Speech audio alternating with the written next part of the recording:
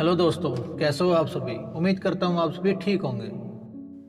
दोस्तों, एक साधु घाट किनारे अपना डेरा डाले हुए था। वहाँ वह धुनी रमाकर दिन भर बैठा रहता था और बीच बीच में ऊंची आवाज में चिल्लाता रहता था, जो चाहोगे सो पाओगे, जो चाहोगे सो पाओगे। उस रास्ते से गुजरने वाले लोग उसे पागल समझते थे। वे उसकी बात सुनकर अनसुना करते थे और जो सुनते थे वे उस पर हंसते थे। एक दिन बेरोजगार युवक उस रास्ते से गुजर रहा था। साधु के चिल्लाने की आवाज उसके कानों में पड़ी, जो चाहोगे सो पाओगे, जो चाहोगे सो पाओगे।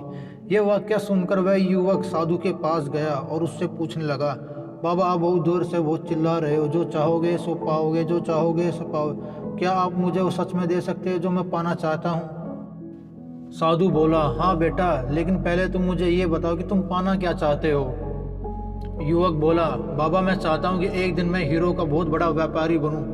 क्या आप ये मेरी इच्छा पूरी कर सकते हैं। साधु बोला, बिल्कुल बेटा, बिल्कुल बेटा, मैं तुम्हें एक हीरा एक मोती देता हूँ, उससे तुम जितने चाहे हीरो मोती बना लेना। साधु की यह बात सुनकर युवक की आंखों में आशा की ज्योति की चमक उठी। फिर साधु ने उसे अपनी दोनों हथेलियों को आगे बढ़ाने को कहा।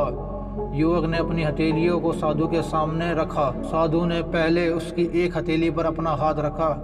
बोला, बेटा, इस दुनिया का सबसे अनमोल हीरा है समय। इसे जोर से अपनी मुट्ठी में जकड़ लो। इसके द्वारा तुम जितने चाहे उतने हीरे बना सकते हो। इसे कभी अपने हाथ से निकलने मत देना। फिर साधु ने अपना दूसरा हाथ युवक की दूसरी हथेली पर रखकर कहा, बेटा, ये दुनिया का सबसे कीमती मोती है, इसे धैर्य कहते हैं। जब किसी कार्य में समय लगाने के बाद भी वांछित परिणाम प्राप्त ना हो तो इस धैर्य नामक मोती को धारण कर लेना। यदि यह मोती तुम्हारे पास है तो तुम दुनिया में जो चाहो वो हासिल कर सकते हो। युवक ने ध्यान से साधु की बात सुनी और उन्हें धन्यवाद कहा। उसे सफलता प्राप्ति के 2 गुरु मंत्र मिल चुके थे। उसने निश्चय किया था कि वह कभी अपना समय व्यर्थ नहीं गवाएगा और सदा धैर्य से काम लेगा। कुछ समय बाद उसने हीरे के बड़े व्यापारी के यहाँ काम करना शुरू किया। कुछ वर्षों तक वह दिल लगाकर व्यवसाय का हर गुर सीखता गया। एक दिन अपनी मेहनत और लगन के अपने सपने साकार करते हुए हीरे का बहुत बड़ा व्यापारी बना।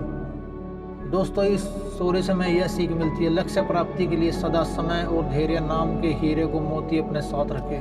अपना समय कभी भी व्यर्थ न जाने दे और कठिन समय में धैर्य का दामन न छोड़े। सफलता अवश्य प्राप्त होगी।